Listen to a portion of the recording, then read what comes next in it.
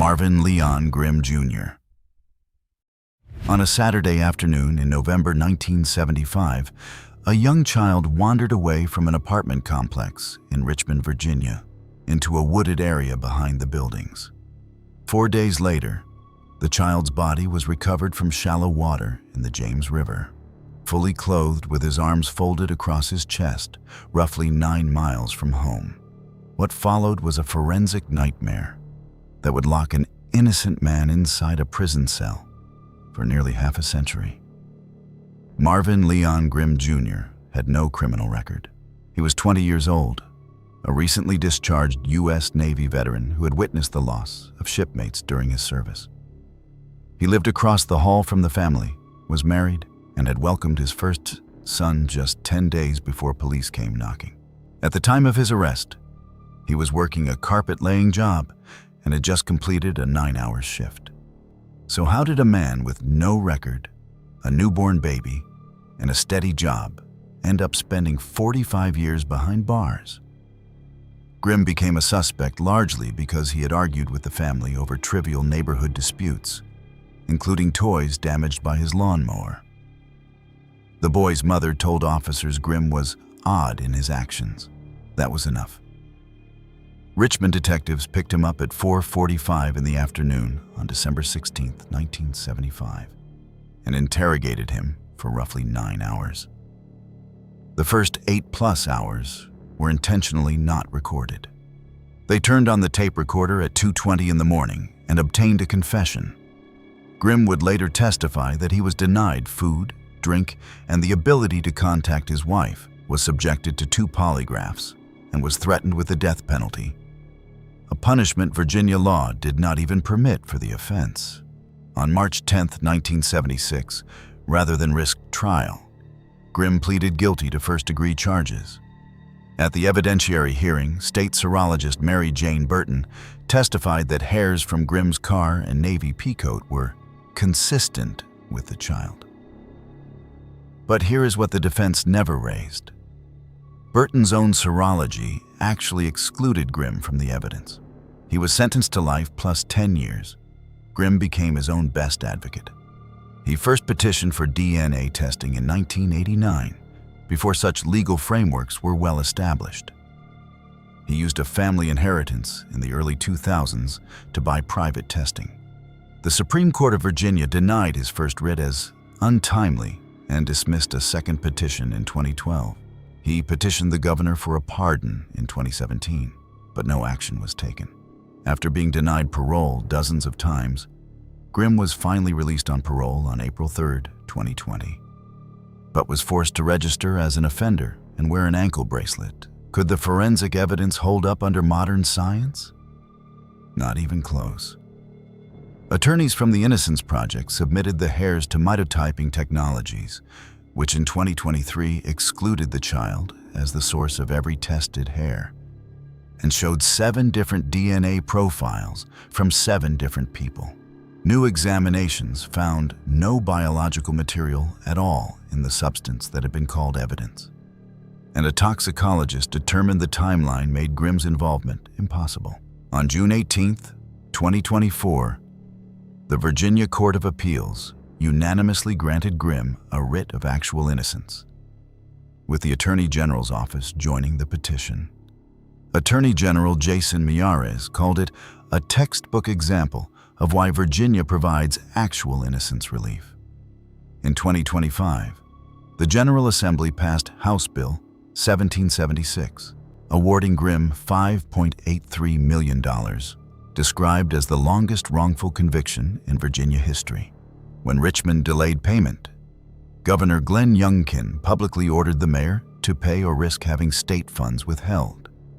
On September 8, 2025, the Richmond City Council voted 8-1 to pay Grimm. Now in his early 70s, Grimm lives with his sisters. His wife had left with his newborn son after his conviction, and he spent his years in prison printing license plates and finding religion. Virginia's Court of Appeals and Attorney General concluded the scientific evidence does not establish that any crime actually occurred. But if Grimm's case was built on discredited forensic science, The next one was built on something even more troubling, a confession forced from a man who simply wanted to survive. Danny Davis. Danny Davis was just 20 years old in the spring of 1992 when he was swept up in a police investigation that would cost him more than 3 decades of his life. Born around 1972 and raised in the small Mississippi River town of Cairo, Illinois, he lived with family not far from the McBride Place public housing development where the crime occurred. Court records later established that Davis had an IQ of 76 and borderline cognitive functioning, could not read, and had only a prior outstanding arrest warrant for an unrelated theft on his record. On March 12, 1992, the body of 63-year-old Mildred Smith was discovered on her kitchen floor in her apartment in Cairo. Smith had been fatally wounded 38 times and ran a neighborhood business out of her home selling soda, snacks, candy, and cigarettes. A forensic pathologist concluded that all wounds came from the same weapon and that the pattern suggested a possible left-handed assailant. Despite the circumstances, robbery did not appear to be a motive because large amounts of cash sat untouched in plain sight. Police zeroed in on the Davis family a week later when a neighbor, Queen Ward, claimed she had seen Danny's 18-year-old brother Isaac digging a hole in his backyard, an unfounded tip that produced absolutely no evidence. Officers nevertheless arrested Danny on the outstanding theft warrant and persuaded Isaac to come in for questioning. What followed was textbook coercion. Danny later testified that Police Chief Burl Pickett slammed his hand down on a table and told him that, "If you don't talk, your black ass is still going to fry." Danny feared Pickett because the chief had once threatened Danny with a firearm when Danny was a child. Pressured for hours, threatened with the death penalty, and told that Isaac had already implicated him, Danny signed a statement naming himself, Isaac, and a 22-year-old acquaintance, DeVoe Johnson, in the crime. The defense also later presented a report from psychologist Dr. Michael O'Connell showing Danny was unusually vulnerable to the interrogative techniques used against him. But here is where the story takes a turn that should have ended the entire case. On September 15, 1992, after 8 jurors had been seated, prosecutors offered to drop the death penalty if the brothers pleaded guilty and testified against Johnson. At his plea hearing, Danny told the judge, "I just want to live. That's the only reason I am pleading to it." Johnson opted for a bench trial, and on October 2, 1992, the judge acquitted him, finding the Davis brothers' testimony simply not reliable enough. Yet the same confessions remained the basis of Danny's conviction. On November 6, 1992, Danny was sentenced to life in prison without parole, and Isaac to 35 years. Danny spent more than 32 years behind bars.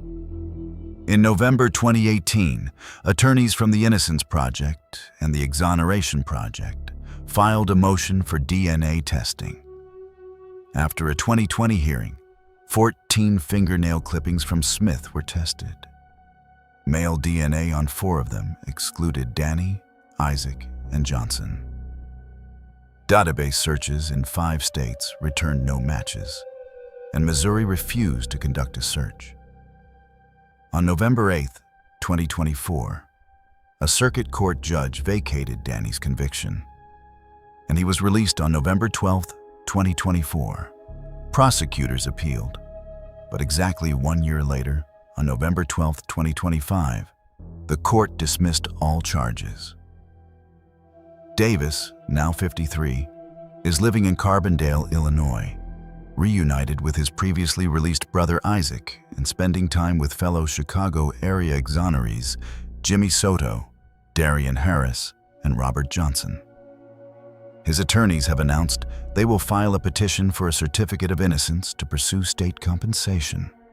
No alternative perpetrator has been identified. Danny Davis could not read the confession he signed. But the next person on our list could not read the statement police typed up for him either.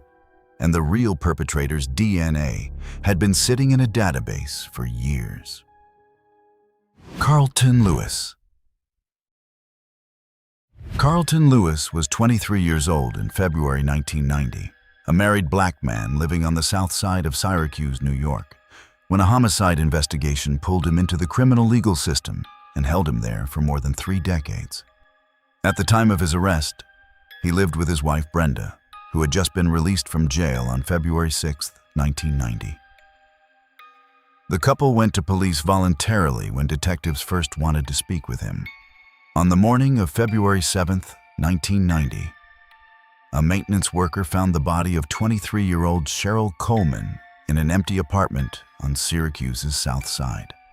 Coleman had died of blunt force trauma after being harmed and beaten.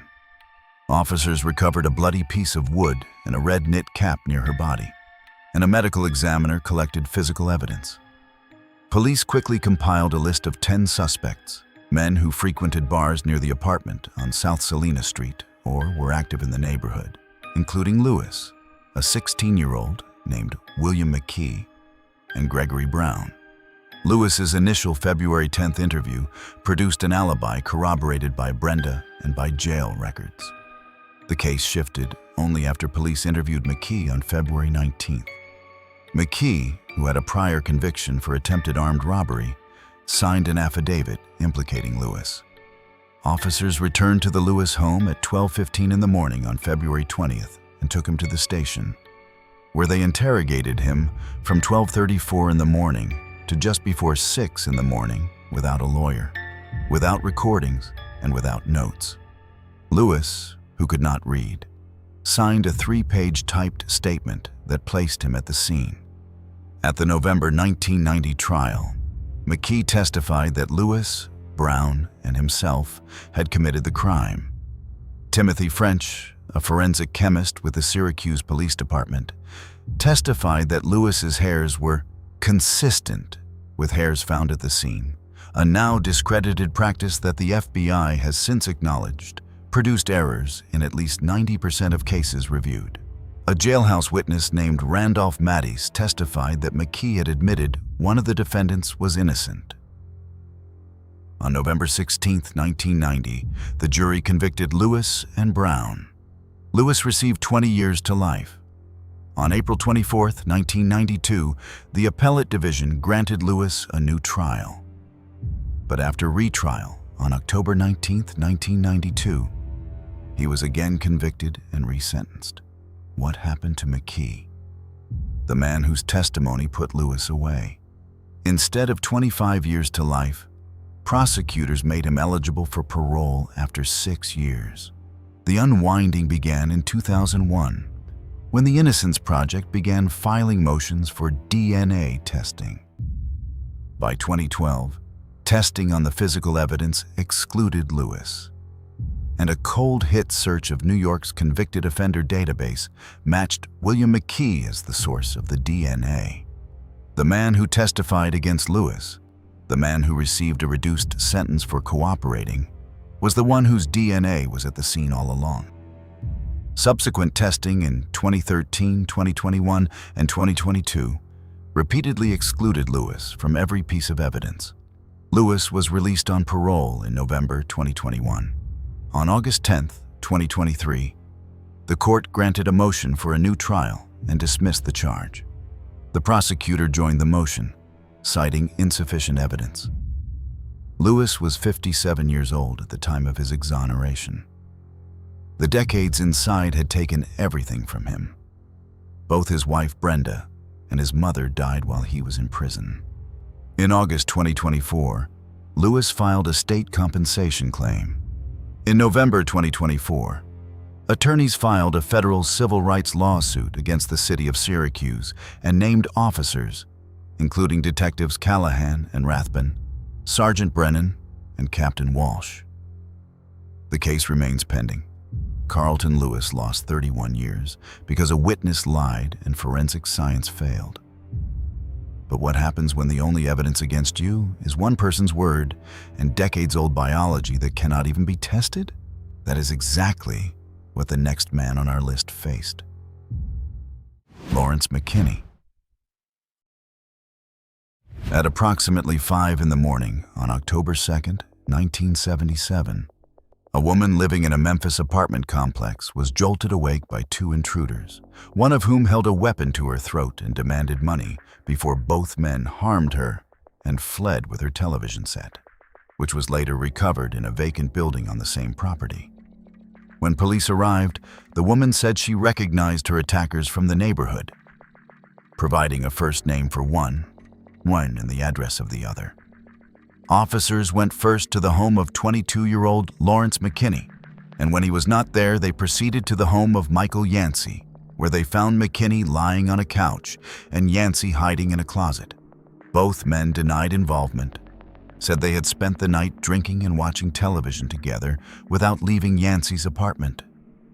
And Yancey told officers he believed the woman was making false claims because she wanted his family to move out of the complex.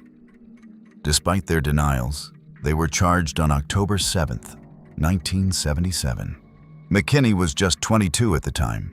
He would later tell reporters, "I was real young when I went to prison." At trial in Shelby County Criminal District Court in May 1978, the prosecution rested almost entirely on the complainant's in-court eyewitness identification. A forensic serologist stated the evidence tested positive for biological material, but nothing linked McKinney specifically. On May 15, 1978, the jury convicted both men. Each was sentenced to 100 years for the primary charge and 10 years for burglary, for a total of 110 years each. McKinney later recalled, "I still could not believe it because I thought it was a dream or something." He would spend the next 31 years, 9 months, 18 days, and 12 hours in a Tennessee state prison, during which he became a devout Christian. The path to exoneration began not with McKinney, but with his co-defendant. In 2008, Michael Yancey sought and obtained a court order for DNA testing. And as part of that process, McKinney's DNA was also submitted. In January 2009, testing on biological stains revealed a 3-person mixture. The profiles of the victim's boyfriend, an unknown male, and Michael Yancey, but none of them was Lawrence McKinney. Based on the exclusion, attorneys filed a motion to vacate. On July 17, 2009, the convictions were vacated and the charges dismissed, and McKinney was released on July 20th. The Tennessee Department of Correction gave him $75 in a check as he walked out the prison gates, and because he had no identification, it took him 3 months to cash it. $75 for nearly 32 years. But freedom did not mean exoneration. In Tennessee, a gubernatorial exoneration is required for compensation. In 2010, McKinney applied and the board recommended against it. Governor Phil Bredesen took no action. McKinney applied again, and in 2016, the Board of Parole unanimously rejected him a second time. The denial drew national attention.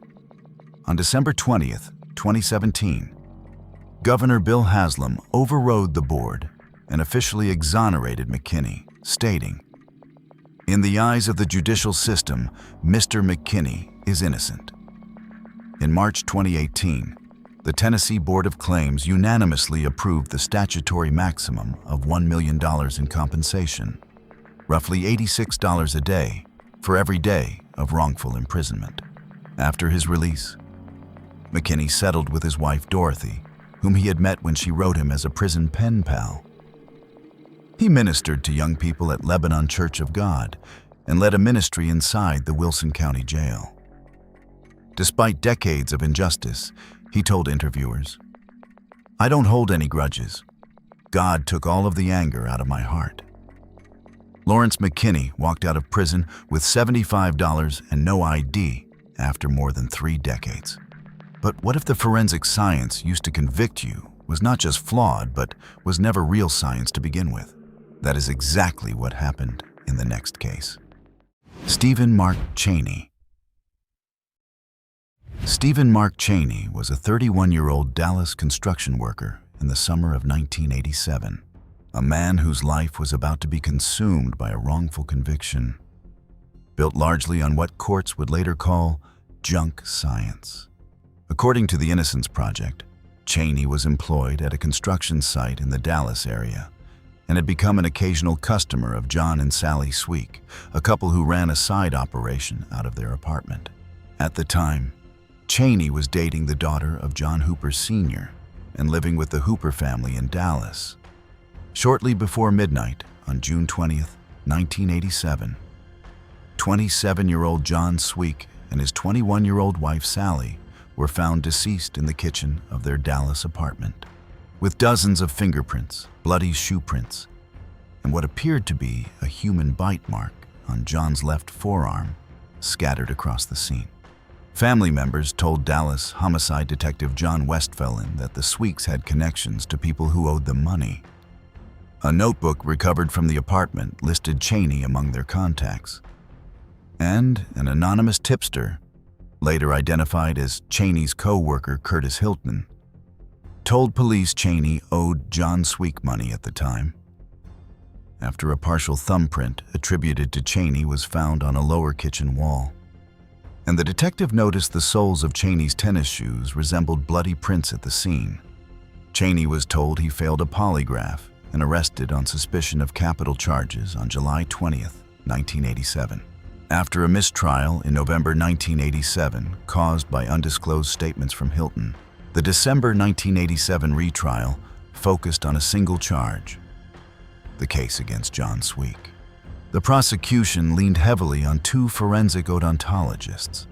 Dr. Jim Hales of the Dallas County Medical Examiner's Office testified that only 1 in a million people could have made the bite mark. A second consultant, Dr. Homer Campbell, echoed the match to a reasonable degree of dental certainty. The prosecutor told jurors the bite mark evidence was better than eyewitness testimony. On December 14, 1987, the jury convicted Chaney and sentenced him to life in prison, fining him $5,000, despite 9 alibi witnesses placing him elsewhere. The conviction was affirmed on direct appeal in 1989. How do 9 people say a man was somewhere else and a jury still convicts? Because they were told to trust a bite mark over human beings. Chaney spent more than 25 years inside Texas prisons before Innocence Project attorneys Chris Fabricant and Dana Delger, joined by Dallas County Assistant Public Defender Julie Doucet-Lesser, filed a habeas petition in 2015 under Texas's 2013 junk science law. Dr. Hales himself filed a sworn affidavit recanting his trial testimony as scientifically unsound. The Dallas County District Attorney's Conviction Integrity Unit, led by Patricia Cummings and Cynthia Garza, disclosed previously withheld evidence and uncovered DNA from at least 3 unknown male profiles under Sally Sweek's fingernails, none belonging to Chaney. On October 12, 2015, a judge ordered Chaney's conviction vacated and he walked free on bond. On December 19, 2018, the Texas Court of Criminal Appeals declared Chaney actually innocent. And on January 16, 2019, the case was formally dismissed.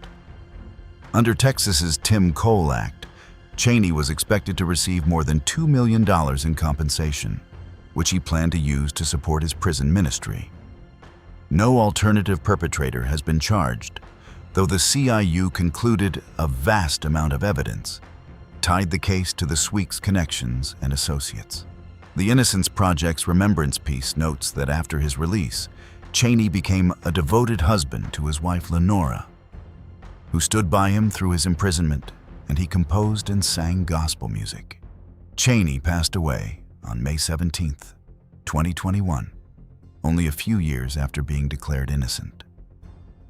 He had spent nearly half his life behind bars for a crime built on science that never existed.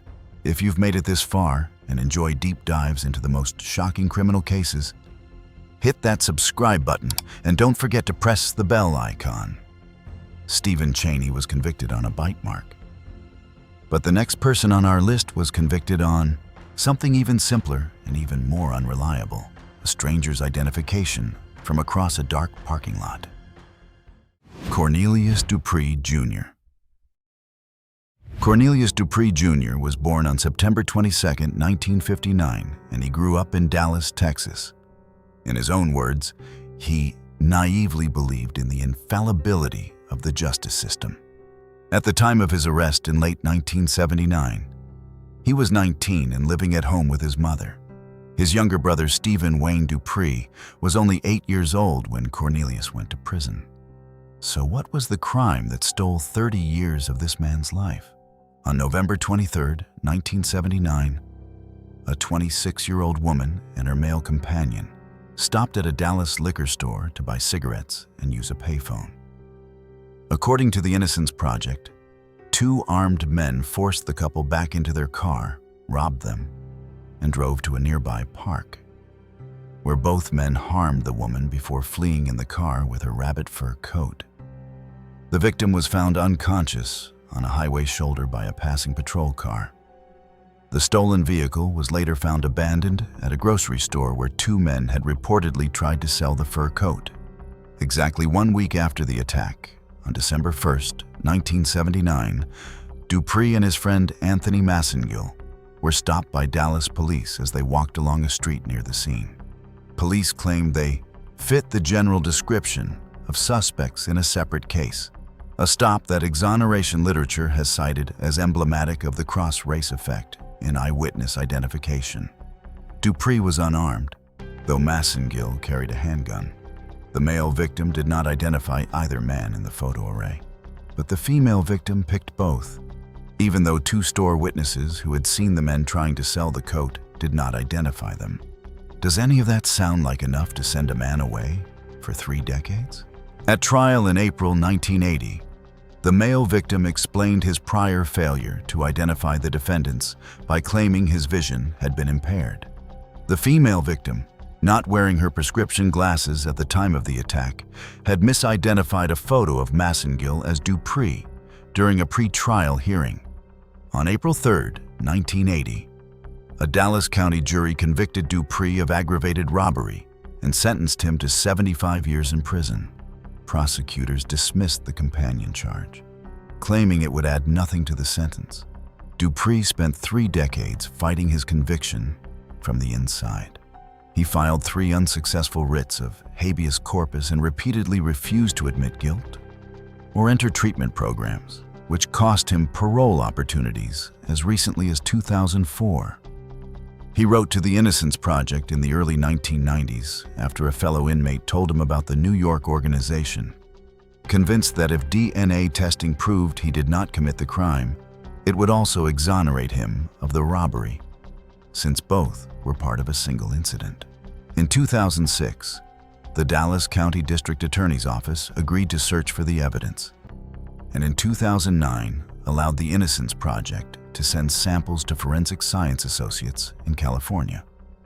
On July 30, 2010, DNA testing conclusively excluded both Dupree and Massengill from the biological evidence recovered from the victim.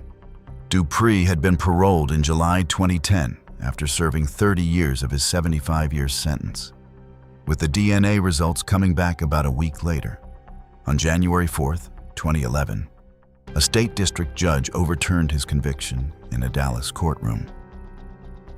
With Barry Scheck and Nina Morrison of the Innocence Project at his side, the Texas Court of Criminal Appeals formally declared him actually innocent, with the exoneration dated April 4, 2011.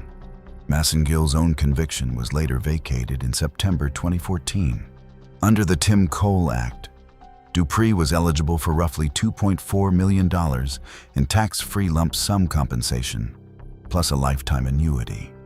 A day after his release on parole, he married his longtime fiancée, Selma Perkins, whom he had met about 2 decades earlier while he was incarcerated. Dupree moved to Houston, became a founding member of the Innocence Project's Exoneree Advisory Council and Speakers Bureau, and devoted himself to advocating for eyewitness identification reforms. No alternative perpetrator has been identified or charged in the 1979 case. Cornelius Dupree lost 30 years because a woman without her glasses pointed at the wrong man. But the next case involved something far more deliberate, a prosecutor who hid the evidence that would have freed an innocent man from day one. Michael Morton. Michael Morton was born on August 12, 1954, in Texas, though he grew up in California before moving back to Texas during high school. He met Christine Kirkpatrick in 1976 while attending Stephen F. Austin State University, married her in 1979, and the couple welcomed their only child, Eric, in 1983. By the mid-1980s, the family was living in the Austin suburbs of Williamson County, where Michael worked as a manager at a local Safeway grocery store and had no prior criminal record. The next morning, August 13, 1986, Morton left for work around 5:30 in the morning after leaving a note on the bathroom vanity expressing disappointment that Christine had declined intimacy the night before, but ending with, "I love you." Later that morning, Christine Morton was found deceased in the couple's bed, beaten with a wooden weapon. A day later, investigators recovered a bloody bandana at a construction site about 100 yards from the home. Williamson County investigators, led by Sheriff Jim Boutwell and District Attorney Ken Anderson, quickly focused on Morton despite no physical evidence tying him to the crime. Prosecutors theorized he had acted in a rage because she refused intimacy on his birthday, but critical evidence was hidden from the defense. Eric told his grandmother that a monster, not Daddy, committed the act, and specifically said his father was not home. Neighbors reported a man repeatedly parking a green van on the street behind the Morton home and walking into nearby woods. A San Antonio officer reported that Christine's missing credit card had surfaced at a jewelry store, where a woman had tried to use it. When the defense suspected evidence was being concealed, the trial judge ordered Anderson to turn over the chief investigator's reports.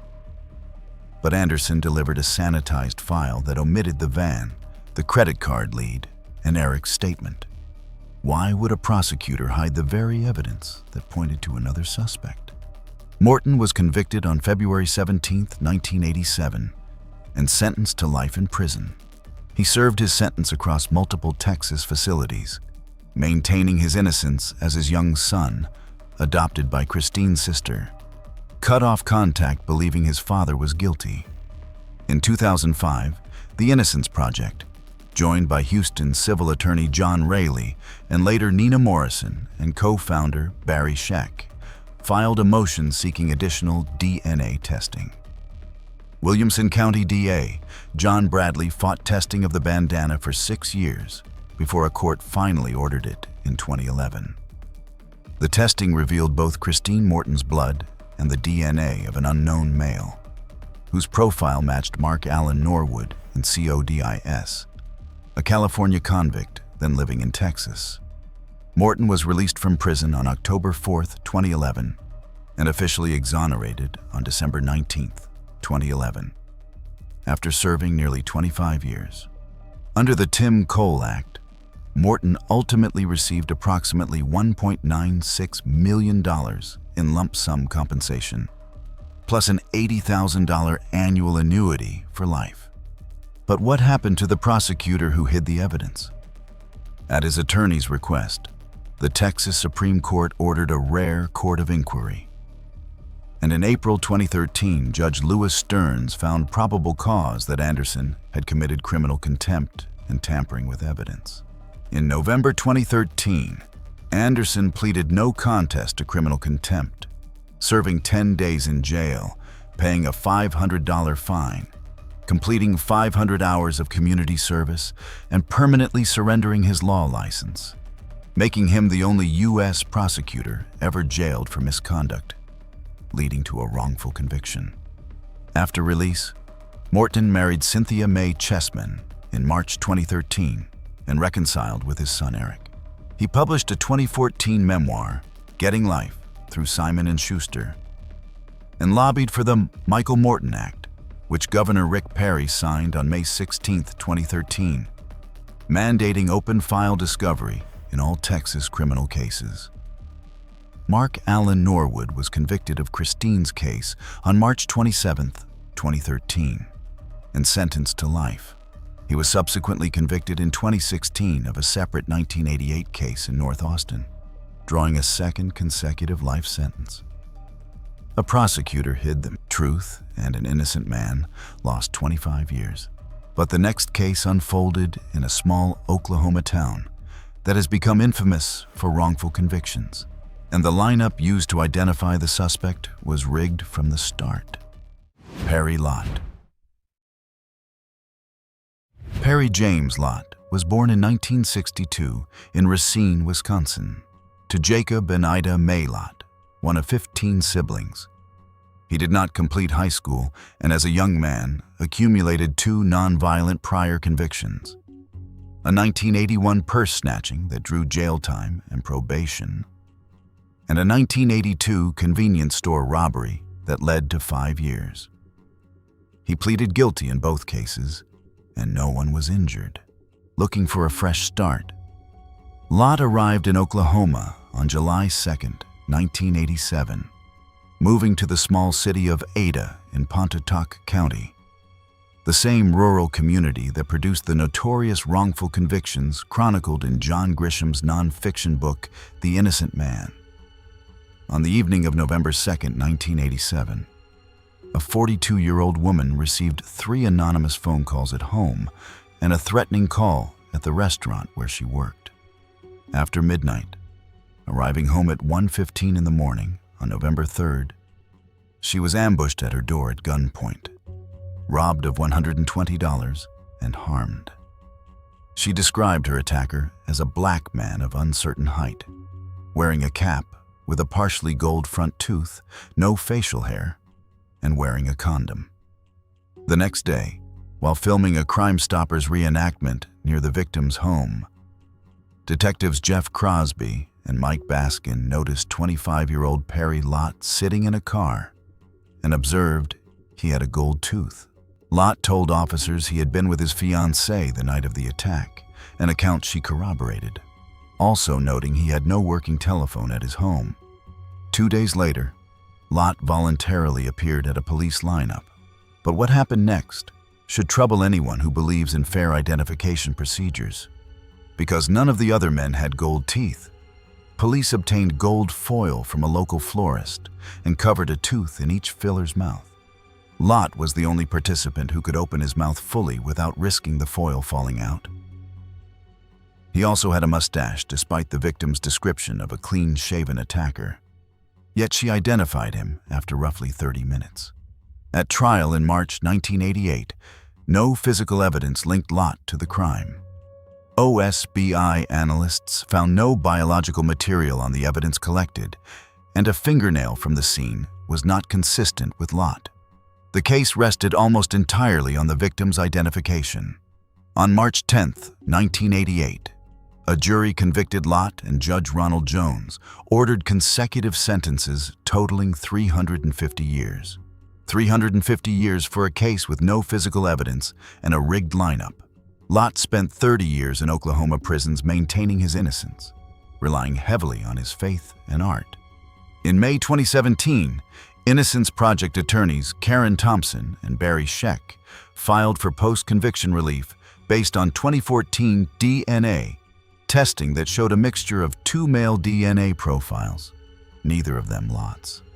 On the eve of a July 2018 evidentiary hearing, the district attorney offered a sentence modification to time served if Lott abandoned his motion to vacate.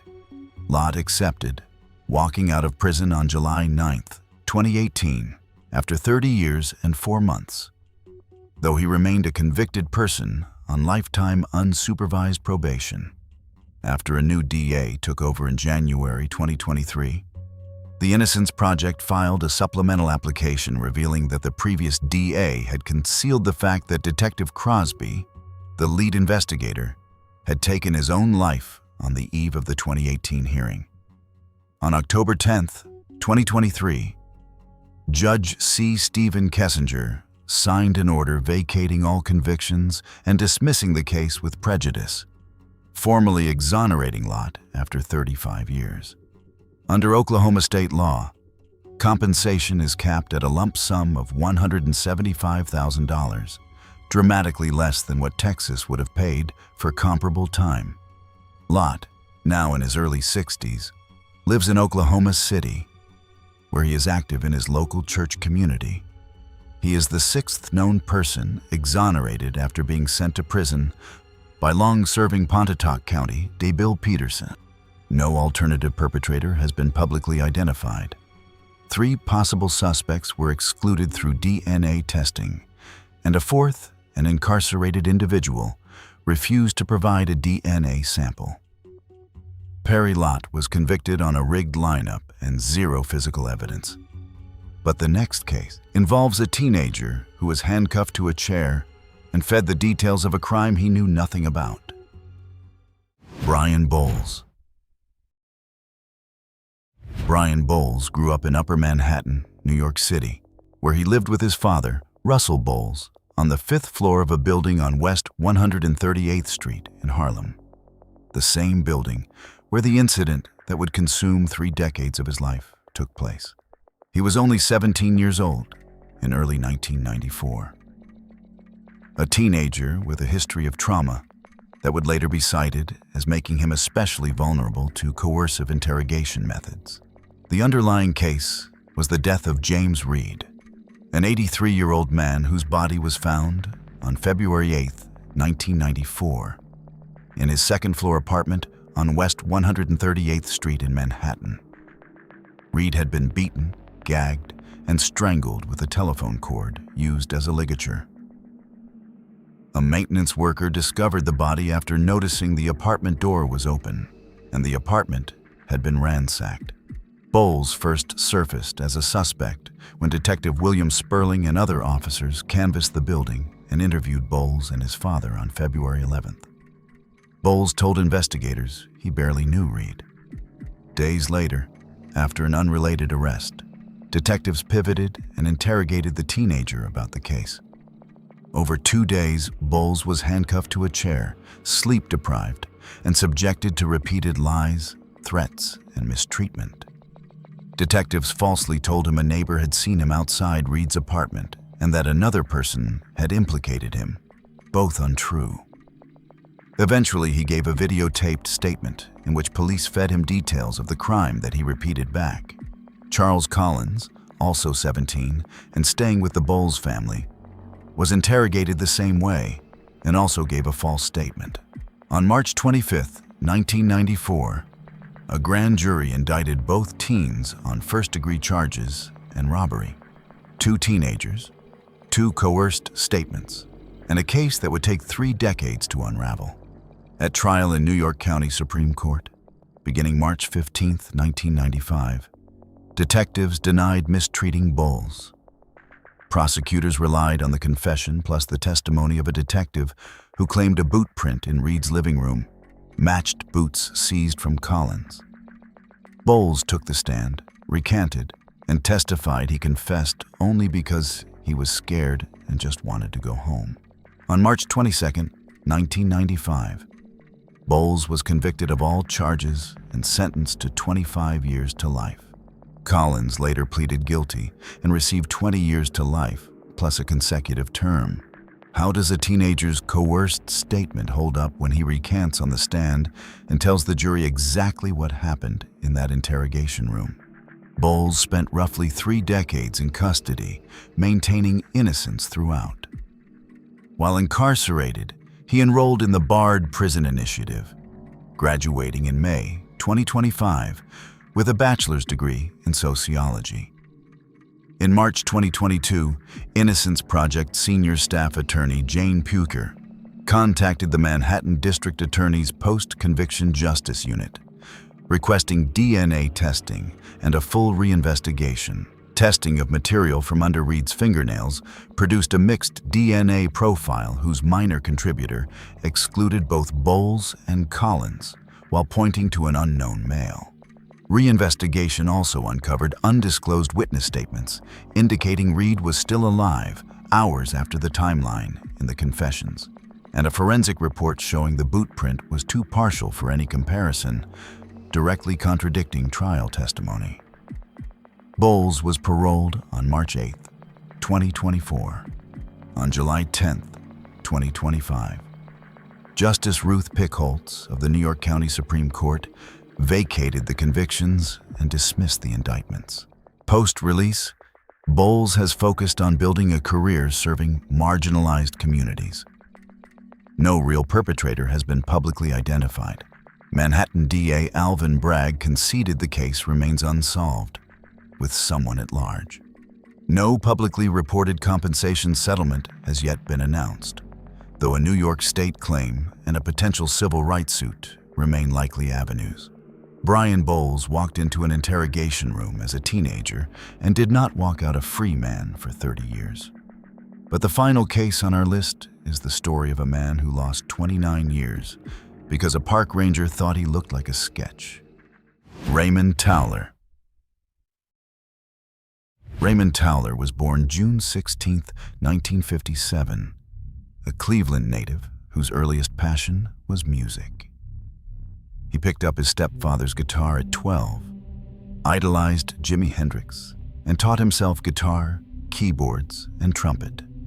He was also a visual artist who studied art in community college before his arrest, and a U.S. Army veteran with no significant prior record. At the time of his arrest in June 1981, he was 24 years old. After DNA ultimately freed him, observers noted he became the longest-serving Ohio inmate ever exonerated by DNA, and one of the longest-serving in U.S. history. The crime took place on May 24, 1981, when two young cousins were walking their bikes in the Rocky River Reservation, a Cleveland Metro Park section of Cleveland, Ohio. A man lured them into a wooded area claiming there was an injured deer that needed help, then pulled a weapon, struck one of them, forced the other to the ground, and harmed both. Towler became a suspect purely by accident. Roughly 3 weeks after the crime, he was stopped by a park ranger near the same Cleveland park for a traffic violation. The ranger believed he resembled the composite sketch and arrested him so his photo could be taken. In subsequent photo arrays, both victims picked Towler, though it took one nearly 10 minutes and the other nearly 15 minutes to select his picture. And 2 additional park witnesses also chose him. He was charged based on eyewitness testimony with no physical evidence, a resemblance to a sketch and hesitant identifications.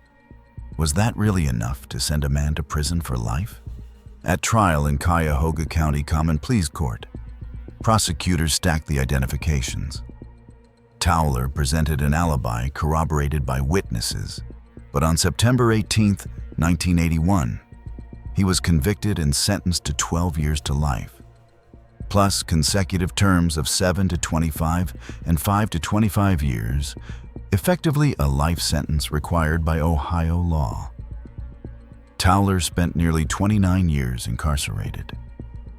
He refused to admit guilt, even when doing so likely would have resulted in parole, painted hundreds of artworks, learned additional instruments, and formed a prison gospel group called Spirit and Truth. In 2006, he served as technical advisor on a state-sponsored children's CD, but was barred from performing because of his convictions, drawing public outcry. Even his talent was held hostage by a crime he did not commit.